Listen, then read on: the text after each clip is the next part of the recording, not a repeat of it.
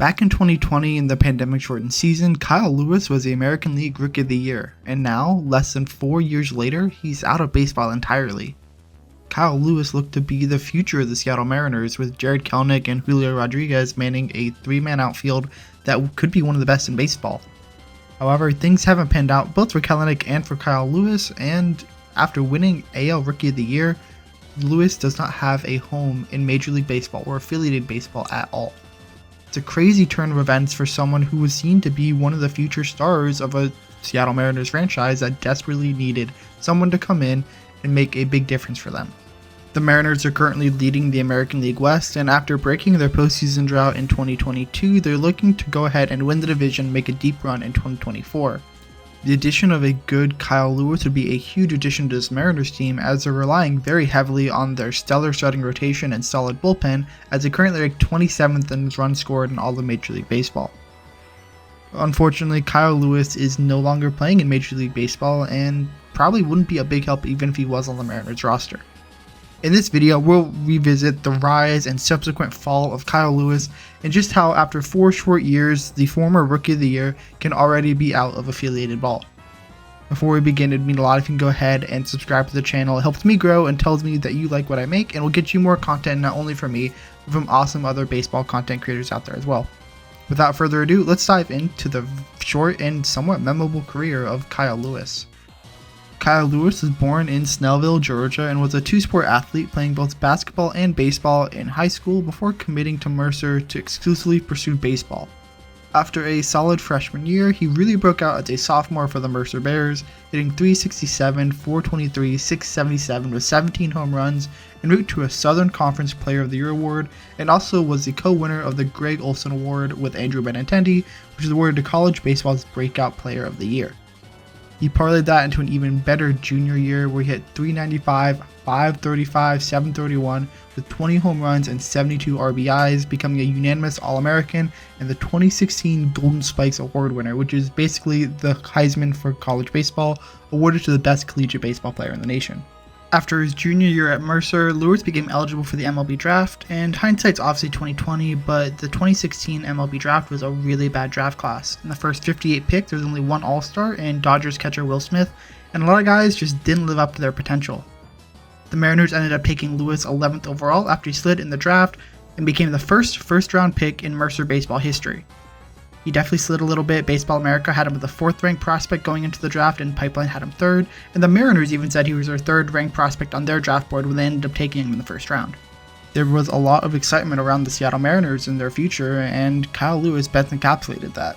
He could be a very quick riser to the minor leagues and someone who could help break the Mariners playoff drought sooner rather than later. After being drafted, he was immediately sent straight to high A ball with the Everett Aqua Sox and played in 30 games before tearing his right ACL trying to avoid a tag at home plate. He spent most of the following season in 2017 rehabbing before making a rehab stint with the Arizona Fall League team, and 1 week into that rehab assignment, he crashed into the outfield wall, tracking down a ball, bruising his right knee, putting him out for a couple more weeks. He got the call up to high A Modesto about a week after he returned, and finished the last 40 games of the season there before being assigned to the Arizona Fall League, where teams generally send a lot of pitchers looking to develop or players who were injured to go ahead and get a couple more reps. Lewis, who fell in that latter category, joined the Arizona Fall League team, and unfortunately for him, after just 2 games, had pain in his knee again and was shut down for the remainder of the Arizona Fall League. He spent the entire offseason rehabbing, but needed a knee scope in that same knee in February, which put him out until late July in 2018. After being healthy throughout his entire collegiate career, the injuries are starting to rack up for Kyle Lewis, but that didn't diminish his prospect status. Heading into 2018, even with all the injuries, MLB Pipeline ranked him as the number 70 prospect in all of baseball, and after putting up good, not great numbers for the high A Modesto Nuts, he got the call up after 1 month to the AA Arkansas Travelers, which is one of the hardest jumps in all of minor league baseball, from high A or single A to AA. As most players do, he did struggle pretty mightily in his first cup of tea in AA. Across his first month and a half, he put up a below league average OPS, but it wasn't something to shout the alarm bells off of. It wasn't an abysmal season to start there. However, his injury plus his inability to really get things going at AA did knock him off a lot of top 100 prospects lists, but that shine hadn't completely worn off. He was still someone that Mariners fans and people around baseball were excited to see break through to the next level. Heading into 2019, he was finally healthy and spends most of the season in AA putting up solid numbers, not groundbreaking, but definitely solid, and needing protection ahead of the Rule 5 draft coming in that offseason. He ended up getting his first cup of coffee in the major leagues, getting called up on September 10th, completely skipping AAA, as the Mariners needed outfield help with Mitch Haniger and Domingo Santana injured, and Jake Fraley just hurting his thumb a couple days earlier. In his first game, he hit a home run against Trevor Bauer, and in the next 2 games he hit home runs as well, becoming the second player ever to home run in his first 3 games after Trevor Story. Across his first 18 games, he hit for a solid 268, 293, 599 for a 131 OPS plus, and also slugged 6 home runs. Things were looking good. He had a good, healthy season, no injuries to worry about that have plagued him throughout his entire minor league career, and he put up solid numbers in his first big league cup of coffee. Definitely nothing to be ashamed of. Then the pandemic hit and baseball changed forever. The 2020 season brought on a lot of changes and a lot of positivity for Kyle Lewis as he completely broke out in the major leagues, hitting for a 262, 364, 437 slash line for a 124 OPS plus, and 11 home runs and 5 stolen bases across just 58 games. That stat line awarded him a unanimous honor for Rookie of the Year in the American League, as well as 17th in American League MVP voting, and he led the Mariners in batting average, home runs, runs, and walk, becoming just the second rookie in the divisional area to lead all 4 of those categories for their team, behind Mark McGwire in 1987. He was also just the second Mariners rookie to lead the team in home runs, behind also former Rookie of the Year Alvin Davis in 1984. Offensively, he was great. In terms of his ranks with American League rookies, he was first in FWAR, runs scored, walks, total bases, on base percentage, slugging, and OPS, tied for first with Luis Robert with 11 home runs, and second in hits, RBIs, and batting average.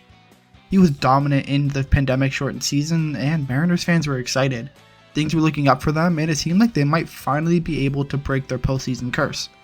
Although even with the expanded playoffs in 2020, they didn't break through, with Kyle Lewis leading them forward, manning center field, things were looking interesting. Heading into spring training 2021, that excitement was only amplified with Jarred Kelenic and Julio Rodriguez on the horizon for Mariners fans. Both of them, according to MLB Pipeline, headed into that season as top 15 prospects in all of baseball, and it looked like the Mariners might have one of the best outfields for years to come. Obviously, with the hindsight of 2020, it looks like only Julio Rodriguez has really panned out from that bunch, but at the time, things were looking very exciting for Mariners fans. Unfortunately for Lewis, he was the first one to really put a damper on those expectations, as during spring training, he got another bone bruise on that right knee. He was out until mid-April, and this is where his relationship with the Seattle Mariners really started to deteriorate. Although every MLB team has their own medical staff that's dedicated to that team specifically, Kyle Lewis decided to go a different route, getting his own medical opinions from other doctors in terms of his rehab, and that really started to sour the relationship between Kyle Lewis and the Seattle Mariners. Upon his return in mid-April, he put up decent numbers. A 246, 333, 392 slash line led to an about league average OPS, playing center field, which was below average at this point due to his injuries history, until he tears his right meniscus in June and had surgery on June 9th to miss the rest of the 2021 season. At this point, there's not a lot left on that knee. It's basically bone on bone this time, as almost all of his injuries have been on that right knee. Couple those injuries with the emergence of Julio Rodriguez next season, and Kyle Lewis gets pushed into a corner outfield, which at this point is probably the best for him. It doesn't look like he can man center field anymore. During this recovery, his relationship with the Mariners continued to get worse, as he never updated the team on his status of the rehab and had a lot of setbacks that really upset the upper brass and management. Things were not great when he did return to Major League Baseball. His sprint speed was atrocious, slower than Carlos Santana, who's a big guy. They actually pinch ran Carlos Santana for Kyle Lewis at some points. He also really struggled at the plate with a 143, 226, 304 slash line. It's a 54 OPS plus, and struck out nearly 31% of the time. Those just aren't really sustainable numbers, especially for someone who's contributing negatively on defense based on just his inability to cover any distance in the outfield because of his injuries. Coupled with a hit by pitch on May 29th that put him in concussion protocol for 2 months, things just weren't looking great for Kyle Lewis, and the injury bug was really hitting hard. After coming back and continuing to struggle, the Mariners decided to demote him to AAA, where he was optioned on the 10th of the month, but didn't report to play until the 19th because he was angry about a decision So the relationship with the Mariners at this point was pretty much completely burned. They were ready to move on from their former Rookie of the Year just 2 years after he won the award. At this point, Lewis struggled to play in the outfield, and his injury history made it so he was actually struggling to play DH in back-to-back days where it's just hitting and running. Add that to the fact that he really hasn't contributed a ton offensively, and there just wasn't a lot of value left for a Mariners team after making the playoffs in 2022 for the first time to have him on their team.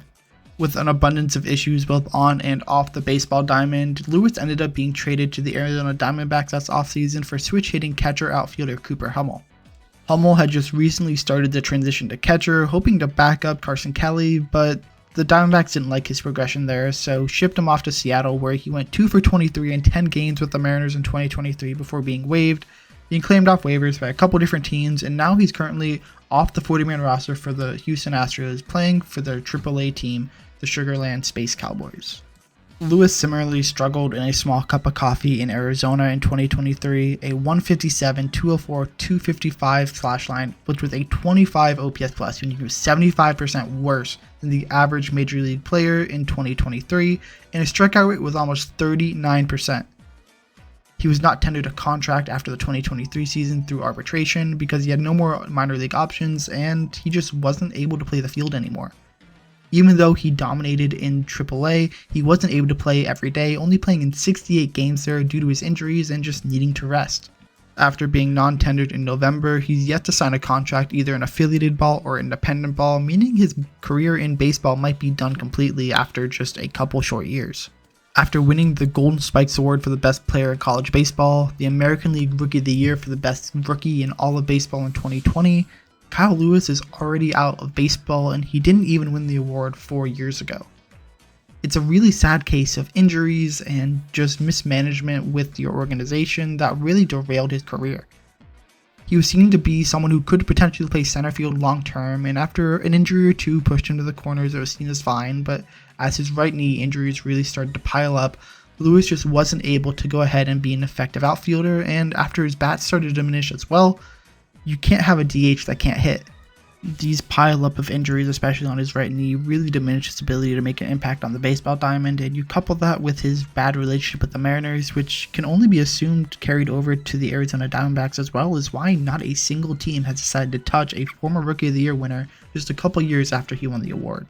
For a short amount of time, Kyle Lewis gave Mariners fans hope that maybe they had something going forward. Someone who could really make an impact for them and bring them a championship that the team has craved for so long. It's been a long time since the Mariners have found any sort of success, and it looked like Kyle Lewis for a short amount of time was going to be part of the reason why they got back there. Although yes, he was part of the 2022 team that did make the postseason, he never really had a big impact outside of his 2020 breakout, and unfortunately for Mariners fans, that's just kind of how things are. It's not unheard of for players to go a season without playing and then come back with a minor league deal and continue to play, but right now Kyle Lewis is out of baseball entirely, and his attitude and health is probably a big reason why, if it doesn't happen again, he won't get another call-up.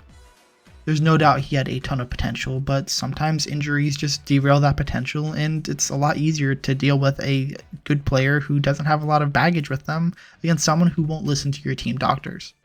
There's always a chance he can come back and make an impact at the major league level, but as days go on, it seems less and less likely. It's a sad story of someone who had a lot of potential and won Rookie of the Year and seemed to be the future of a franchise that hasn't had much success at all for it to come crumbling down in a few short years. Although it would be great to see Kyle Lewis come back, I would not hedge any bets on it, and unfortunately it seems like this is the end of what could have been a very exciting career. Thank you so much for watching this video on Kyle Lewis. If you want, there's 2 videos up here. Go ahead and hit either of those if you're interested, and please go ahead and go to that description and hit the subscribe button there. It really helps out a lot and will get you more content from me and other people out there as well. Thank you again for watching to the end of this video, and I hope to see you in the next video.